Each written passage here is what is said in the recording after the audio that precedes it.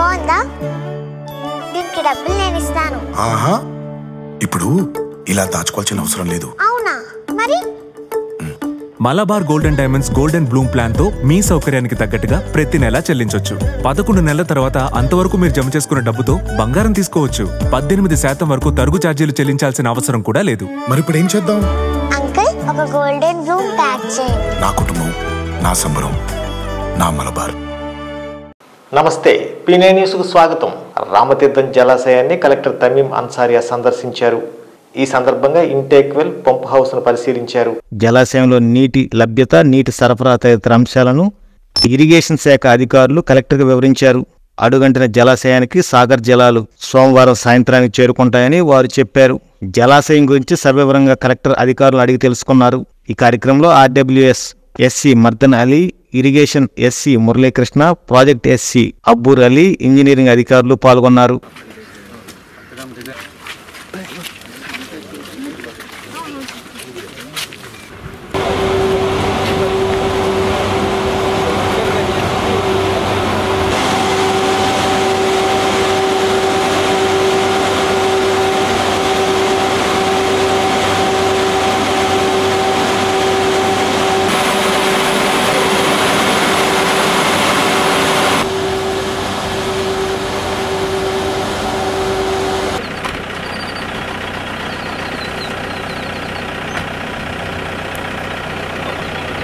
కేంద్రం రాష్ట్రానికి విభజన హామీలు అమలు చేయాలని, ఆర్థికంగా కుంటుపడిన రాష్ట్రం అభివృద్ధి చెందాలంటే ప్రత్యేక హోదా ఇవ్వాలని సిపిఐ రాష్ట్ర కార్యదర్శి కె రామకృష్ణ డిమాండ్ చేశారు. స్థానిక మల్లలింగం భవన్లో ఏర్పాటు చేసిన మీడియా సమావేశంలో పలు అంశాలపై మాట్లాడారు.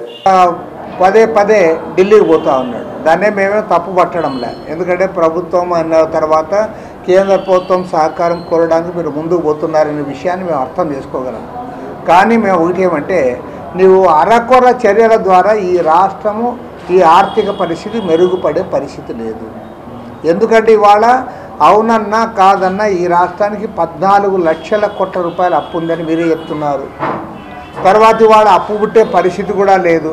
మన 1వ తేదీ నాడు పెన్షన్ ఇవ్వడానికి, జీతాలు ఇవ్వడానికి కూడా ఈ కొత్త ప్రభుత్వము ముఖ్యమంత్రి గారు అప్పులు చేశారు. మళ్ళీ రేపు 1వ తేదీ వస్తూ ఉంది. 1వ తేదీ వస్తూ ఉందంటే జీతాలు ఇవ్వాలి, పెన్షన్ ఇవ్వాలి, ఇతరత్ర ఉంటాయి. కాబట్టి అవి ఇవ్వాలంటే మళ్ళీ అప్పు చేస్తూ ఉన్నారు. కాబట్టి అంటే అప్పుల మీద అప్పులు చేసుకొని రాష్ట్రాన్ని అప్పుల పాలు చేయడం వల్ల ఏమాత్రం పురోగతి ఉండదు. పైగా కొంతమంది ఆల్రెడీ సోషల్ మీడియాలో విమర్శిస్తూ ఉన్నారు. నువ్వు అప్పు చేస్తూ ఉన్నావు, సంపద సృష్టిస్తానన్నావు కదా అని. ఇదేమో హామ్ పట్టని సంపద సృష్టించడం ఎవరికి కాదు. కాబట్టి నేను ప్రాక్టికల్గా చెప్తున్నది ఏమంటే, ఈ రాష్ట్రము ఈ ఆర్థిక అధోగతి నుంచి బయటపడాలంటే, అభివృద్ధి పథంలో ముందుకు పోవాలంటే ఖచ్చితంగా రాష్ట్రానికి గతంలో కేంద్ర ప్రభుత్వం హామీ ఇచ్చినట్టుగా ప్రత్యేక తరగతి హోదా ఇవ్వాలి, రాష్ట్రాన్ని ఆదుకోవాలి. అదేవిధంగా విభజన హామీలు ఏవైతే ఉన్నాయో ఆ విభజన హామీలు అమలు చేయడానికి చర్యలు చేపట్టాలి. అసలు వారు ఏమీ చేయలే. కాబట్టి అంటే ఒక క్లారిటీతో రండి. మీరు ఎన్డీఏలో చేరారు కాబట్టి వాస్తవాలన్నీ మసిపూసి మారేడుకాయ చేస్తాం, అన్నీ కూడా పైపైన పూత పూస్తామంటే కుదరదు. గత 10 ఏళ్ల నరేంద్ర మోడీ పరిపాలనలో రాష్ట్రానికి పదే అన్యాయం జరిగింది. ఈ రాష్ట్రానికి పూర్తి స్థాయిలో అన్యాయం చేసి, దగా చేసి, మోసం చేసింది కేంద్రంలో అధికారంలో ఉన్న నరేంద్ర మోడీ ప్రభుత్వమే. అది గతంలో మీరు కూడా మాట్లాడారు. ఇవాళ మీరు ఎన్డీఏలో చేరినారు కాబట్టి మీ అవసరాల కోసము, ఎన్నికల కోసము అవన్నీ కూడా దాచిపెట్టాలనుకుంటే వీలు కాదు. కనీసం ఇప్పుడైనా సరే ఒక క్లారిటీతో ఈ రాష్ట్రానికి ప్రత్యేక హోదా కావాలి, విభజన హామీలు అమలు చేయాలి. అసలు విభజన హామీలు అమలు చేయకుండా ఇవాళ అవాస్తవాలు మాట్లాడుతూ ఉన్నారు. చివరికి విశాఖ రైల్వే జోన్ ఇస్తామన్నది ఆయన అప్పటి రైల్వే మంత్రి అశ్విని వైష్ణవ్ గారు పార్లమెంట్లో ప్రకటించింది కూడా చేయలే. తీరా ఎన్నికలప్పుడు అబద్ధాలు చెప్పారు. ఏమంటే ల్యాండ్ ఇవ్వలేదు స్టేట్ గవర్నమెంట్ ఉన్నారు. మరి ఇప్పుడు కేంద్రంలోని ఎన్డీఏ ప్రభుత్వం ఉంది, రాష్ట్రంలోని ఎన్డీఏ ప్రభుత్వం ఉంది కదా. మరి ఇప్పుడు మీరు ల్యాండ్ ఇచ్చి రైల్వే జోన్ పెట్టండి. అదేవిధంగా విభజన హామీలు అమలు చేయండి. వెనుకబడిన ఉత్తరాంధ్ర రాయలసీమకి ఇవ్వాల్సిన నిధులు ఆ ప్యాకేజీ, ఆ బుందేల్ఖండ్ తరహా ప్యాకేజ్ అన్నారు, ఆ ప్యాకేజీ కూడా మీరు ఇవ్వాలా. కడపలో స్టీల్ ఫ్యాక్టరీ పెట్టాలా, కాబట్టి ఏమంటే క్లియర్గా అడుగుతా ఉన్నాం, ఈ రాష్ట్రం అధోగతి పాలు కావడానికి జగన్మోహన్ రెడ్డి విధానాలు కారణమని మీరు అంటా ఉన్నారు. దానికి తోడు కేంద్రంలో అధికారంలో ఉన్న నరేంద్ర మోడీ ప్రభుత్వం చేసిన దారుణమైన మోసము, దగ, నిర్లక్ష్య వైఖరి ప్రధానమైన కారణం. కాబట్టి ఏమంటే ఇప్పటికైనా సరే ఈ రాష్ట్రం ఈ ఆర్థిక అధోగతి నుంచి కోలుకోవాలంటే, ముందుకు సాగాలంటే రాష్ట్రానికి ప్రత్యేక హోదా కావాలి, విభజన హామీల అమలు కావాలి. దానికోసం కేంద్ర ప్రభుత్వం పైన ఒత్తిడి పెంచడానికి ముఖ్యమంత్రి గారు సిద్ధం కావాలి. ఎందుకు ఇంత గ్యారెంటీ ఖచ్చితంగా చెప్తా ఉన్నామంటే, మొన్న సీఎం గారు ఢిల్లీకి పోయారు. ఢిల్లీ పోయినప్పుడు అంత ప్రచారం చేశారు, ప్రైమ్ మినిస్టర్ కలుస్తూ ఉన్నాడు, మంత్రులందరూ కలుస్తూ ఉన్నాడని. కానీ తీరా పోయి అక్కడేమి only Amit Shah home minister కలిసి వచ్చాడు. చివరికి ఆర్థిక మంత్రిని కూడా కలవలే. ఇప్పుడు మరి బడ్జెట్ వస్తూ ఉంది. కేంద్ర బడ్జెట్ వచ్చే సమయంలో రాష్ట్రానికి న్యాయం జరగకపోతే, రాష్ట్రానికి ప్రత్యేక హోదా ఇవ్వకపోతే ఈ రాష్ట్రం అధోగతి పాలయ్యే అవకాశం ఉంది. దీనిపైన దృష్టి సారించాలని చెప్పి ముఖ్యమంత్రి గారిని కోరుతా ఉన్నాం. కీర్తిశేషులు మారెల కాశీరత్నమ్మ గారి ద్వితీయ వర్ధంతి నగరంలో ఘనంగా నిర్వహించారు. కాశీరత్నమ్మ గారి చిత్రపటానికి పూలమాల వేసి నివాళులర్పించారు. అనంతరం ప్రత్యేక గీతాన్ని ఆవిష్కరించారు. పేలప్రోలు చారిటబుల్ ట్రస్ట్ ఆధ్వర్యంలో దివ్యాంగులకు ఉన్నత చదువులకు ఆర్థిక సహాయాన్ని అందించారు.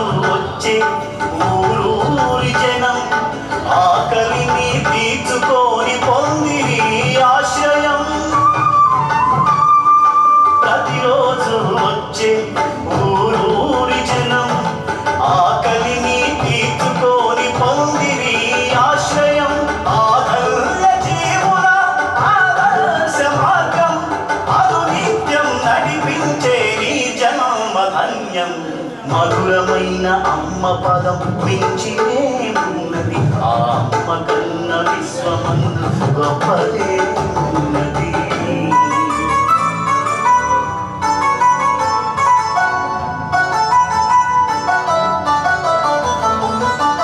అక్షరం లేకున్నా ఉందిలో జ్ఞానం, మాటల్లో మనిషిని పసిగట్టే జ్ఞానం.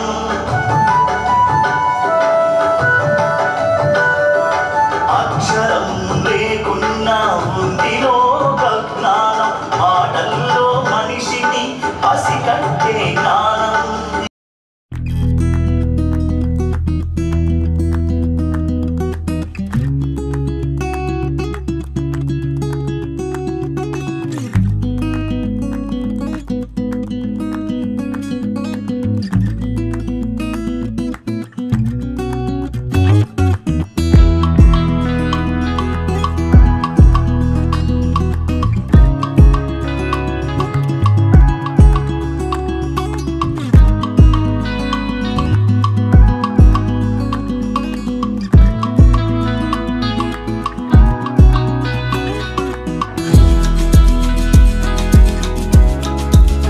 నిజంగా ఇప్పుడు అనిపిస్తుంది చేసిన పనికి ఇంతమంది బ్లెస్సింగ్స్ మాకున్నాయి అనేది. తప్పకుండా మీరు దీంట్లో నాకు చాలా బాధ్యతలు కూడా చూపించారు. తప్పకుండా మీరందరూ మా పైన పెట్టుకున్న నమ్మకాన్ని, మేము చేస్తున్నటువంటి పనిని ఇంకా బాగా చేసి సక్సెస్ చేసి ఇలాంటి పిల్లలకందరికీ కూడా మంచి జీవితాన్ని ఇవ్వడానికి మా ప్రయత్నంగా మేము చేస్తామని చెప్పి తెలియజేస్తూ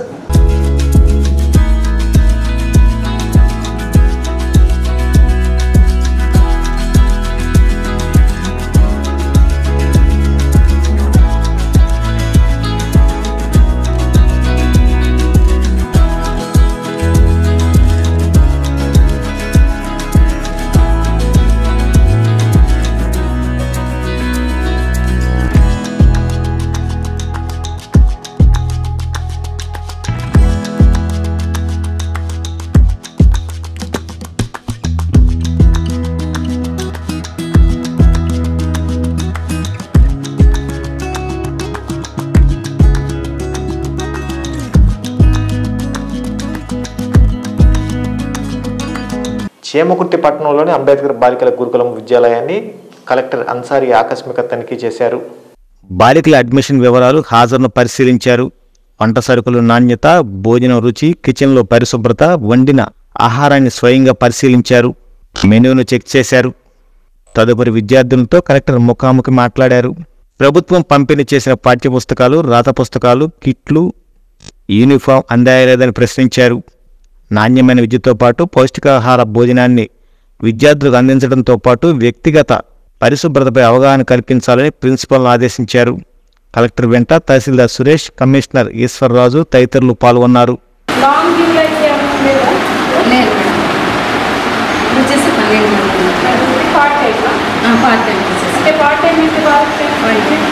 సేమ్ మాట 7:40 ఈవినింగ్ 4 మేడం.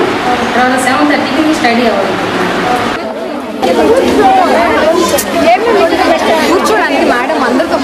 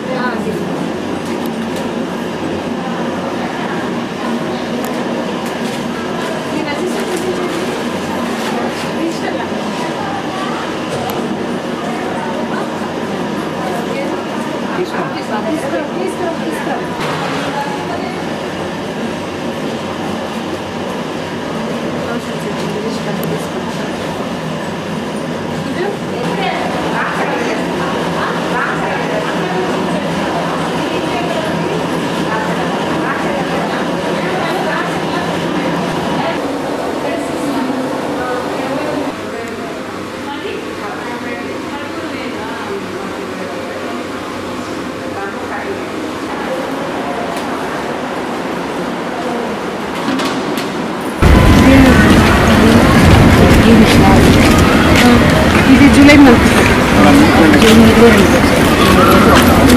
సో పేమెంట్ ఎప్పుడు మీరు చేసేస్తాం మేడం? మనం బీసీ పెడతాం. హెడ్ ఆఫ్ సొసైటీ నుంచి మనకి డైరెక్ట్ అండర్ అకౌంట్. వైసీపీ మహిళా విభాగం రాష్ట్ర కార్యదర్శి, ఏపీఎస్సీ డీసీఎల్ మాజీ డైరెక్టర్ జిల్లెలమూడి రమాదేవి వైసీపీని వీడి బీజేపీలో చేరారు. విజయవాడలో జరిగిన కార్యక్రమంలో బీజేపీ రాష్ట్ర అధ్యక్షురాలు ఎంపీ పురంధేశ్వరి ఆమెకు కండువా కప్పి పార్టీలోకి ఆహ్వానించారు. నగరంలోని పప్పు బజార్లో గల శ్రీ సీతారామస్వామి మందిర ప్రాంగణంలో స్వామివారి 64వ కళ్యాణ మహోత్సవ వేడుక ఘనంగా నిర్వహిస్తున్నారు. ఈ వేడుకల్లో భాగంగా స్వామివారికి గరుడోత్సవం నయనానందకరంగా నిర్వహించారు.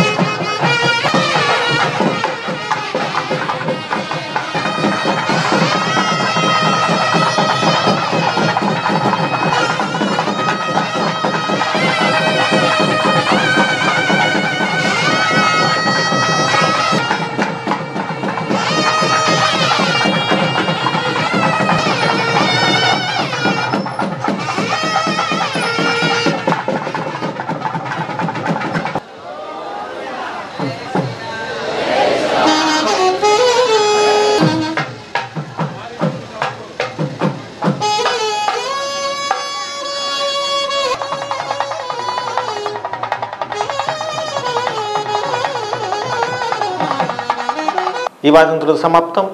నమస్కారం.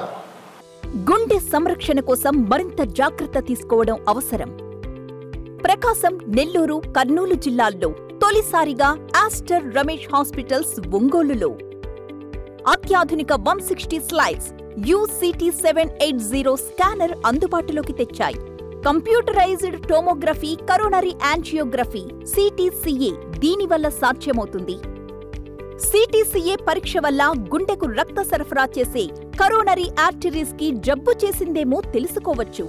గుండెపోటు వస్తుందన్న దానికి అదే తొలి హెచ్చరిక.